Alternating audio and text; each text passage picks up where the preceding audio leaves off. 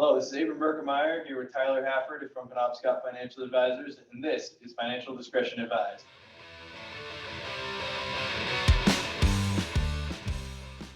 We're going to have some light conversation on some pretty serious financial planning topics. Today, we're going to start with the basics, the planning process. Before we dive into it, I really want to tell everyone, if you haven't listened to episode 1, go back, listen to episode 1.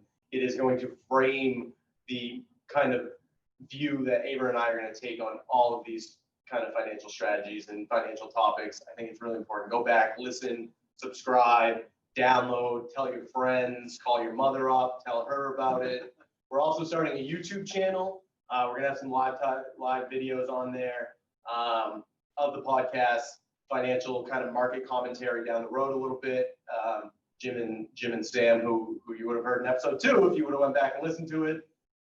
And if you haven't, you should go back and listen to episode 2. Episode 2, subscribe, save, download, tell everyone. Very entertaining. Yep. Actually, you don't even have to listen. If you just subscribe or tell a friend or download, I mean, that's good, right? You can put your phone on mute, play it, get the viewership out. That is perfect. And it has a little thumb.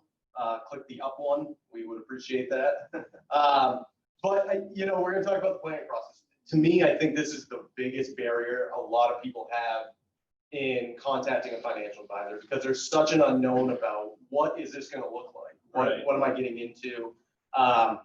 Luckily, the CFP board kind of gives us some direction here. And if you're going to be talking to anyone about your financial planning needs, a CFP is a great place to start. Abrin, talk us through kind of the first or the 6 steps of that financial planning process. Yeah, like you said, 6-step process, pretty simple. I think the first step is the easiest one to understand. You just got to get out there and establish a relationship. So, when you're looking for an advisor, that you should be talking to them about your needs. That advisor should be talking to you about their services, and then, where the two overlap and what services you're going to consume. It's very important just to get that set from the outset, and then that way, there's no miscommunications going forward. And people understand, what they're getting from their financial advisor, and the advisor understands what their client needs to get from them. Right. As far as the services go. Like, I can't just come in here and say, I want you to help me with my money. I have to say, Abrin, I'm looking at buying 2 lizards and a goat in 10 years. How do I get there? Well, I got a lizard guy and a goat guy, so we're gonna get you a great deal. Yeah. So establishing that relationship, I think it's important. I think it's one of those steps that just seems like it will take care of itself. But when you're engaging with a financial advisor, understanding what the roles are going to look like, what that relationship is going to encompass, the pros and cons of that relationship, I think is really important. And what that advisor can do for you. I mean, you might be meeting with an attorney that does estate planning, and maybe they do a light financial plan, but that's not the core of their business, and so they can help you with some of the major principles within financial planning. But really, their main focus is to help you with your estate plan, and they don't focus as much on the retirement plan, and just understanding that from the beginning, so that way you're not going into a relationship thinking that you're going to get something else that the advisor is not offering. Right. And really just making sure you're on the same page. So that way, the advisor wants to have a good relationship with his clients. The client wants a good relationship with their advisor. Yeah. The best way to do it is just to make sure, you say you need a life insurance plan. I can let you know how we can help you with that. And so that we define the parameters and make sure the relationship is up. I think for any people out there that are going to be engaging a financial advisor, this is the time to have those questions that we talked about in episode 1. Are you a fiduciary? Yeah. How are you compensated? Right. Can you sell me financial products? And do you get a kickback on that? Yeah. When you're establishing this relationship, it is not just for the financial advisor's side of the table, right? You need to be establishing what's going on here. What are the rules we're going to play by? And how can you help me get to where I need to go? So, I think it's really crucial, and one that a lot of people just kind of overlook, think that it's going to work itself out. Yeah. And I always tell all my prospective clients, you're doing your due diligence. I have no problem with you meeting with other firms. Right. I'm going to try and win over your business with the way I operate with my clients and the way our business is set up. And, I believe it to be in the best interest of everyone and what people should be looking for. So, you got to go out there and do your own due diligence and find out which relationship is going to work the best for you. Yeah. And it's important. once you find that once you find that right fit, typically either Tyler or I, I don't know if there's that many other great advisors out there besides Craig and Jim. But once you find that right fit, that's when we start diving a little bit more into the actual details of a financial plan. Right. And we move on to step 2, which is the gather data and develop financial goals stage. Yeah. Here at PFA, we call that our fact-finding meeting, where we just jump in, get down to know. Very, very simply, what I like to tell clients I'm working with or prospective clients of what that meeting is, it's a meeting surrounding where are we today and where do we want to go, right? Yeah. Let's get a real good picture of how things are looking today, cash flow, assets, debt, what's that all look like? And then shift the entire conversation into what do we want it to look like? What is kind of the fun side of this? What's retirement look like? Do we want to buy a home in 5 years? Do we want to help the grandkids through college? All of these things that we aspirations to do with our money down the road. This meeting is just, all right, where are we starting from and where do we want to end? Yeah. Right. Yeah. There's really 2 big components to the meeting. One, we need you to gather some documents for us, Right. Definitely get the hard data, the numbers of what account balances and current investments are, and if you got a will in place, how does it read, and things of that nature. But then really the main purpose of that conversation is those documents, like you said, they're point A. Your goals, that's what we need to uncover and find out what you want to do, what you want to accomplish, and then it's going to be our goal as your financial advisor to fill in the middle and create that financial plan that's going to get you from point A to point B and leave you satisfied. How do we go from I have $10 today to 2 lizards and a go down the road, right? Yeah. Let us kind of, or the financial advisor, kind of direct that path and the best ways to do it. But what I think a lot of people have a hard time with in this stage as well is just being completely honest with the financial advisor about what's going on, good or bad. Right. There's that old saying, garbage in, garbage out. Yeah. That's why we ask for statements. There's definitely every now and then you just get something that you overlooked, or maybe you forgot about an account, or you had an old retirement plan. There's questions you don't know. Your answers, you don't know that the questions are. Maybe it didn't seem important at the time, but I think if you're doing your due diligence as a client or a prospective client at the beginning of the relationship, when you're establishing a relationship, if you are sitting in a fact-finding, gathering data kind of conversation with a financial advisor, and you do not feel comfortable telling them all about your assets, all about your debt, both sides of the sheet, then I think you need to go back to step 1 and find someone who's sitting across the table. And this is why that fiduciary conversation is so important, is that if you know the person sitting across the table is working in your best interest, there is no reason to feel like I need to hold on to some assets and not tell them about it because they might be money grabbing and trying to get them. Or, I have a lot of debt out there, but it's kind of embarrassing. I don't want to kind of bring it up right now.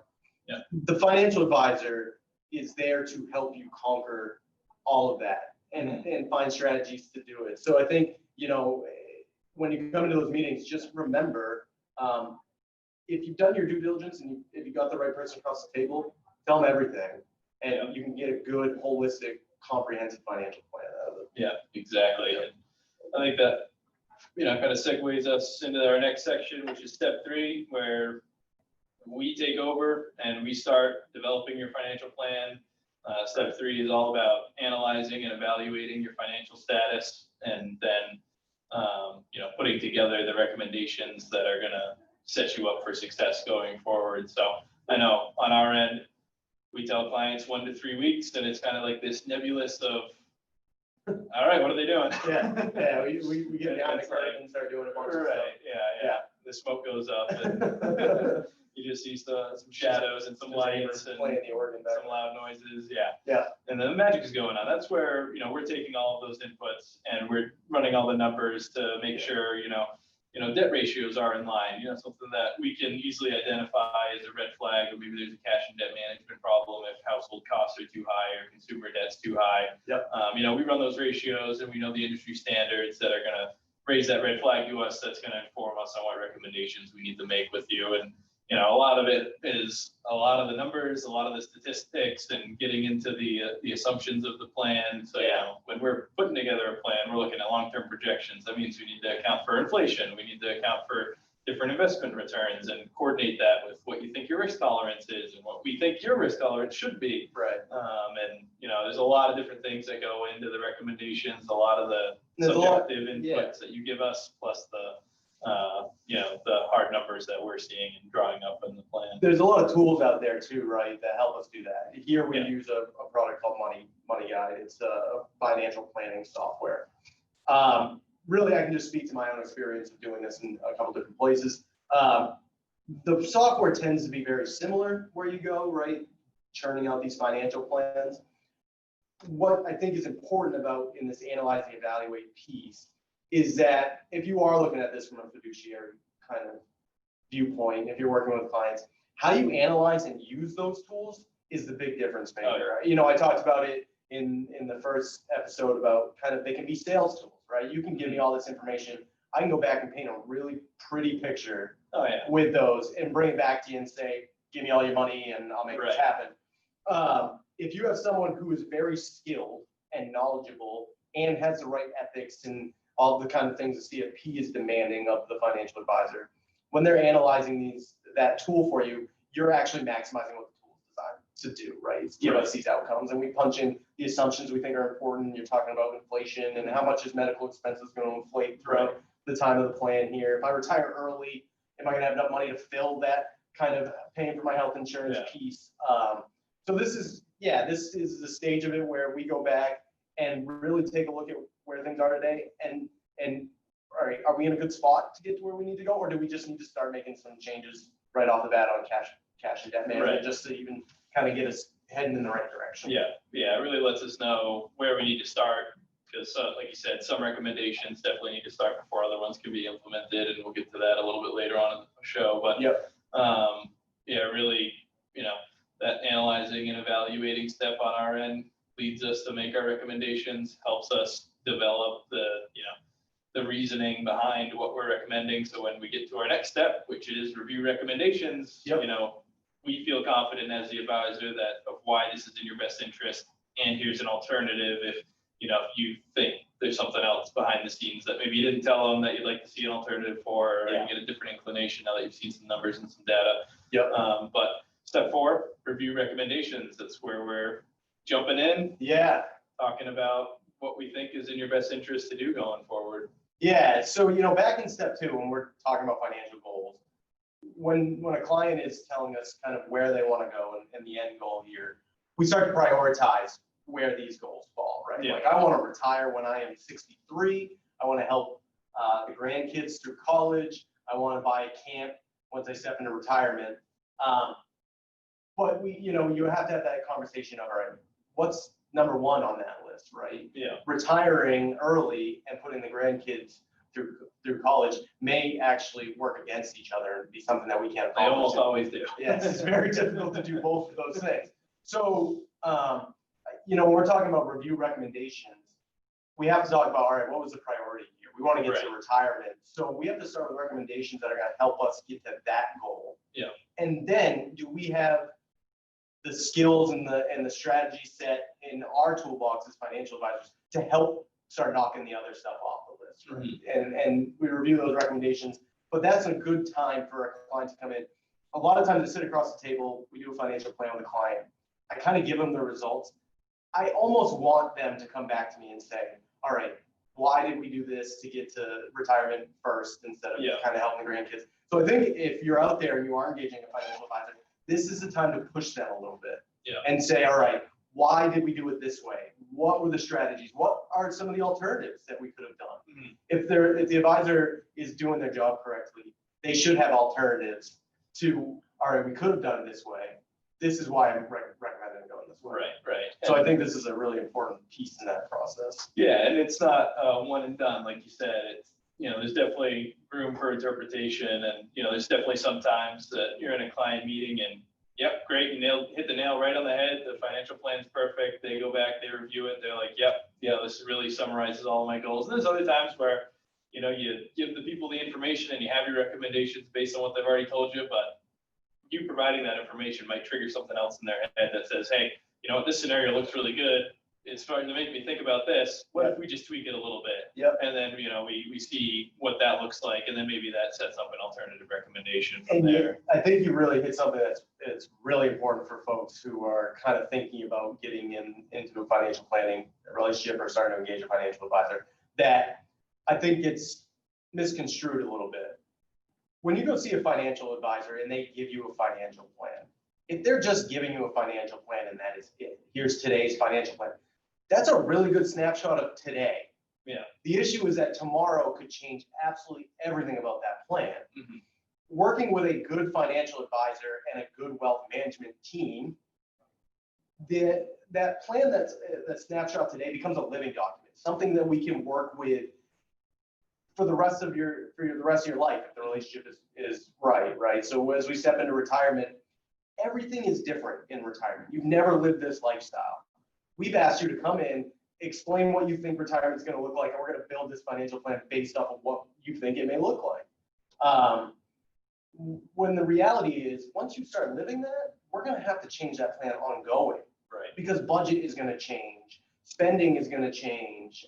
You didn't know you could live on a boat. Now you want to live on a boat. Exactly. All these things change. So I really think that people who think that I'm just going to go get a financial plan and that's it, and see a little bit of value in that, I really think the value is, all right, yeah, we can create this financial plan, but it is now the guiding light for all the decisions that we can make in retirement, and helps add a little bit of confidence to making those decisions, right? Yeah. So I think a lot of people just don't kind of see that long-term effect of the financial plan, but I think it's really important. I think that's probably the most value. Yeah, in the definitely. financial plan. And in that ongoing relationship and that ongoing changes to the financial plan as your situation in life changes, that's all really part of the implementation stage as well. Right. And the monitoring stage, which are steps 5 and 6. Yeah. So, in step 5 of the financial planning process, really we are looking to implement the recommendations, and then how do we achieve these recommendations? Right. And, a lot of that has to do with, we might have made a specific recommendation. Now let's detail out what you need to do, what I need to do as the advisor, and whose responsibility it is to delegate those things. And really make sure we're holding our clients' feet to the fire in some circumstances where it looks like, they're just kind of letting it sit on the back burner for too long and not accomplishing things. Because that is the other big thing about a financial plan, is if you're not going to follow through on recommendations, nothing in your life is going to change besides the fact that you got some new information and maybe you feel okay about your trajectory. But that's why I think if we look at stage 4, right, the review recommendations, if you're not pushing a financial advisor, if you're not 100% on board with the recommendations they're bringing to you, or you didn't push enough to get the knowledge around why that is the way we need to do it, you're that much less likely to. You're less likely to do it. On I tell this clients all the time, I can give you the numbers and the statistics all day long, but a good financial plan is the one that you feel comfortable with, the one that you can enact in your life. Because if it's just something that I come up with and you're just not sold on it, that's not a good financial plan. It's going to sit in the desk and you're just going to go back to behaviors that you had before and expect it to kind of work out. So you really, once you're kind of having those recommendations, push enough until you feel comfortable with why those are the recommendations we need to do, and feel confident that those are going to help you achieve your goals. Yeah. Then when we get into this implement and how do we achieve the recommendations, it's much easier to start taking the little baby steps to get to where you want to go. And like you said, a good financial advisor is not, it's not your mother calling you and saying, pick up your room, but it is, hey, Abrin, you're really going to want to make sure you're taking care of X, Y, and Z, because it's a time sensitive thing, or we have a tax advantage here to take advantage of. So you're right. A good financial advisor shouldn't let things kind of wither and die out there if they're crucial to your plan. And if you're not working with someone you're comfortable enough with, Abrin giving you a call and saying, hey, I was thinking about you. Have you taken care of this? We got to go back to step 1 and find someone that we do feel comfortable with that. And, normally when Abrin calls me, I just kind of hit the silence button and push the phone away. You'd be so lucky that I called you. Yeah, I usually pick up if it's getting close to tax time. He does have some good stuff then, but yeah, no, I think you gotta feel comfortable with people that can do that and feel confident with a plan that you can implement yourself. Yeah, and as you're doing that implementation stage, the one thing that I like to do is actually just set it up as a timeline for clients. So financial plan, it's got a lot of different sections to it, a lot of information. Can seem kind of daunting when you got the whole thing together, but if you can just take out that one sentence that says, I'm recommending that you do X, Y, Z, pull that out, and then put if you're looking for a new banking relationship because you can get a higher interest rate, just giving them the link to the website so they can go click it and find out what the best information is that they need to achieve that goal, and give them that extra little nudge to even if it's just some education around something, right? So I've got follow-up meetings all the time. So Right. I'll cover the long-term care topic in the financial plan, but it's such a big topic that I always tell clients, here's the basis of the information that you need to just get the ball rolling on this topic, because we can spend a whole other meeting talking about policies, policy provisions, looking at extra analysis of what you're going to get out of the policy, and the big reasons why people purchased it and why some people don't decide to purchase it, and if it's the can you right self-insure, those types of things. No, I think it's important. I also think that if you're going to engage with a financial advisor, ask for a sample of their plan. What does this look like? What am I going to get out of this? And then have that conversation of, all right, is this just a today or is it an ongoing thing? Anyone who's listening to us thinking, I'm just wondering what these things look like. Check out our website, penobscotfinancialadvisors.com, or whatever variation of that. I think we have them all. I think we have all of them covered. But we're going to have a section there where you can just take a look at a sample plan and see if it's something that you think would be valuable for you. But I think you're right on it. You got to be able to implement these things, and you got to feel comfortable about it. And then I think just the last thing before we move on to our last step in the process is that in that implementation stage, we are kind of the coordinator. We're not the QB of the football team here. We are the head coach. And you are kind of our player, and we want you to go out there and succeed. And which makes sense, right? If I go to a doctor, I don't want to be the one calling the shots, right? If he tells me I got to go home and eat more apples and vegetables, and I can go home and do that. I don't want to be sitting in that meeting looking at me going, well, you should probably be taking this enzyme or that and doing these things, because I don't have any idea. This is why we go to people who spend their lives just taking on education to come back and be able to help us with these topics that are just tough and time consuming to tackle ourselves. And the big thing there is, we manage your professional network for you. So we're working with your tax guy, we're working with your attorney and making sure the estate's buttoned up and that everything's in coordination with your goals and what is set forth in the plan. And that's our responsibility as the advisor in the implementation stage, is to make sure that if you need a professional network referral, that we can provide that for you and work with you and that other professional network to achieve the goals. And most of these relationships involve the management of assets, right? Mm-hmm. We here at Penobscot Financial Advisor offer a financial planning package where you just come in and it's just full financial planning. Ton of value in that. So if that's what you're looking for, please find firms that are doing that. But a lot of it comes with this relationship where we're also going to manage some assets for you. Mm-hmm. I think it's really important to have someone who's doing your financial plan and the management of the assets, because you want your management of your assets, your investing, to line up with the goals that are coming out of that financial plan, right? And a lot of times the financial plan is going to help determine what risk is necessary to kind of get to where we want to go. But that's our job at that point, is to implement that piece of the plan, right? We're going to put you in the most tax efficient buckets for your money. We're going to invest the money. Luckily, you and I have Sam, who knows a heck of a lot more than you and I do, and can put together portfolios for folks and research the best results. But implementation is a two-way street. We have stuff that we're going to need to do. Clients are going to have stuff that they're going to need to do. The idea is that if we're working in unison and we have this common goal in mind, we're going to be able to get to where we want to be. And then the last step really is just monitoring. And monitoring can take on many forms. I think one of the big ones within a financial plan is we're going to have cash flow projections, and we're going to have average rates of returns that we need to hit to achieve our goals. And when we're managing clients' assets, then we need to make sure that our investment rate of return is keeping up with the rates of return that we're assuming within our financial plan. And explaining to clients that it might be a year or two in, and maybe investment returns are really good or really bad, and give them that long-term perspective during the monitoring process that, hey, investment return, yeah, we had a bang up year, market was up 20%. On average, we needed to achieve 7 or 8% to achieve the goal. So plan on this coming down. Yeah. It's Well, I think that's good, right? That's a setting of expectations. People always come in and ask, how much are you gonna make from here? What's the rate of return on that? And what can I expect on these things? like, well, it's what you need to achieve your goal. Right. Is what I think should be expecting. the more important question is how much risk are we willing to take? And what can we achieve at that risk level, right? And does that get us to the goal we need? If we only need 5 or 6% a year, why are we chasing 10 to 12% a year, right? And just setting ourselves up for just monster losses in bad years because we're being so aggressive and so risky. So I think monitoring process is fantastic.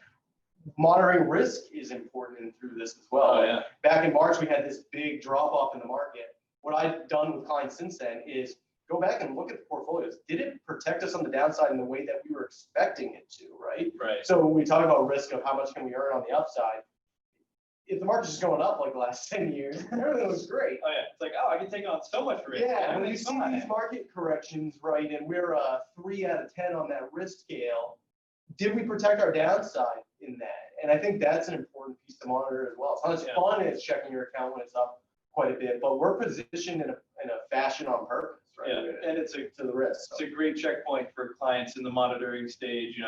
Following up with them, it's like, hey, I know we kind of pushed the limits of the risk because we've got a long time horizon, and you can hopefully achieve your greater long-term rate of return, but you did identify that you would like to be conservative if it's still feasible. But ultimately, you decided to stay on board with a higher risk tolerance in search of those higher returns. Maybe we revisit that recommendation because you were quaking in your boots and you couldn't sleep at night, and it just gave you too much anxiety, and that those are real life impacts that the numbers definitely will recommend for a long-term time horizon that take on some more risk, hopefully achieve a better rate of return. But there's that interpersonal. If the financial plan is not comfortable to you, it is not one that you're going to stick with, and it's important. And I think you brought it up really well. There is people think they have an idea of what their risk tolerance is. That'll change throughout the financial plan. As financial advisors, we're going to come to clients and say, listen, we're getting closer to the goalpost here. We need to reduce some risk so we don't take on larger losses. But clients at the same point are going to come back and have to come into their financial advisor. And if you're feeling uncomfortable, tell them. Even if it's just the education around why they think you can withstand drops in the market like that, that'll add some confidence to that we're doing the right thing. So this is that big progress and update stage, right? And it can be fun as we kind of cross things off the list. As I pick up my second lizard, thing that's going to be checked off, and we can feel good about it. So, the monitoring piece. Once you get a financial plan, you're working with a financial advisor. You shouldn't just fall into the deck of another one. And they're managing your financial future.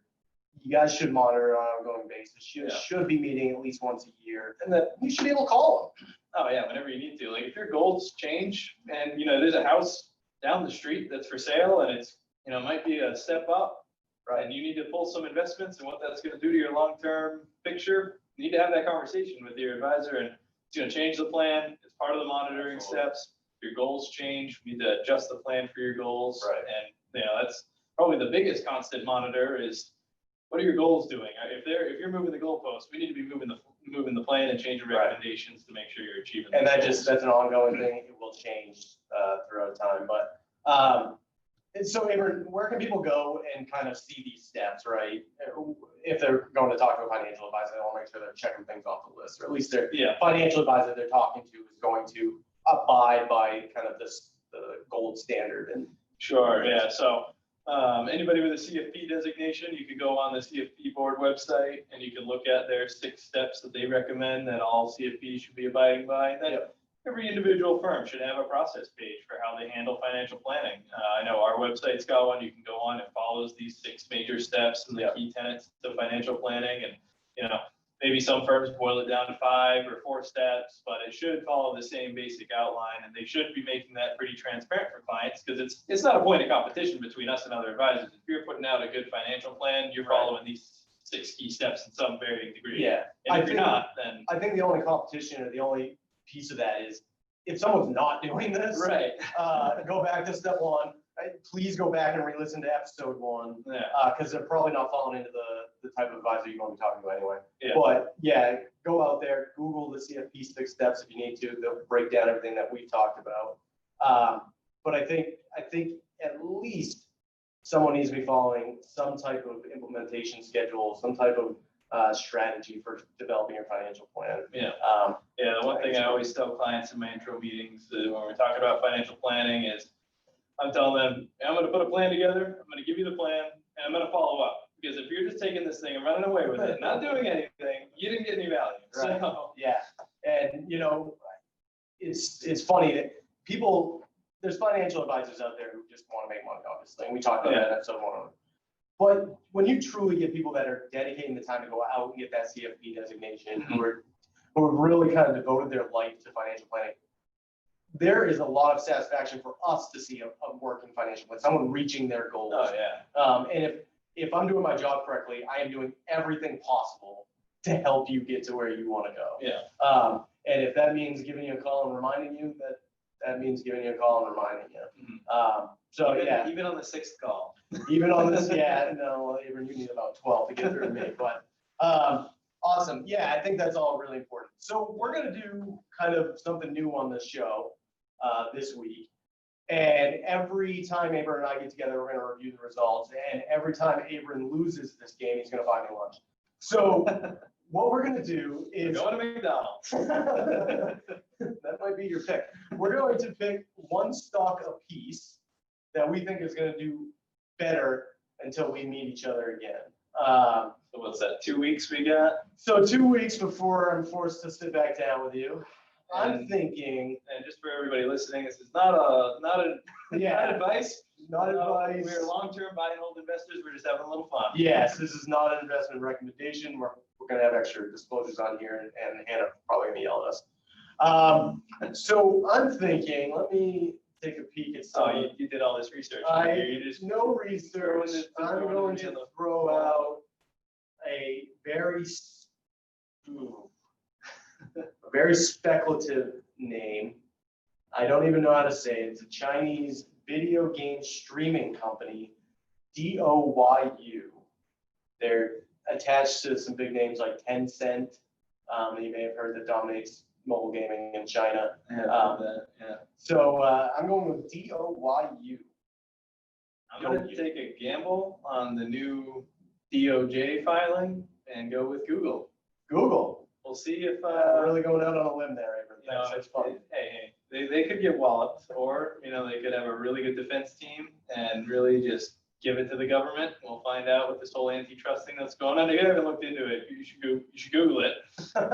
Maybe don't Google it. It might be a conflict of interest. They might get some interesting information. But it is a really interesting antitrust law that's out there. One of the things that I like to follow in the investing in politisphere. So yeah, awesome. Well, I want to thank you're gonna lose. I want to thank everyone for kind of tuning in today. Like I said, go back, listen to that first episode. That one is so crucial. Number 2 is great Spotify, too. Apple Podcasts, YouTube now. Anywhere you can find a podcast, you're going to find us. I don't know if that's a good or a bad thing. Check out our YouTube streaming channel. We're going to be on there, putting out some videos, maybe do some live stuff at some point if we're confident enough. I doubt it. We're aiming to get some market commentary out there, but share, subscribe, tell everyone you know. I'm going to get out of here. I'm going to go find a goat.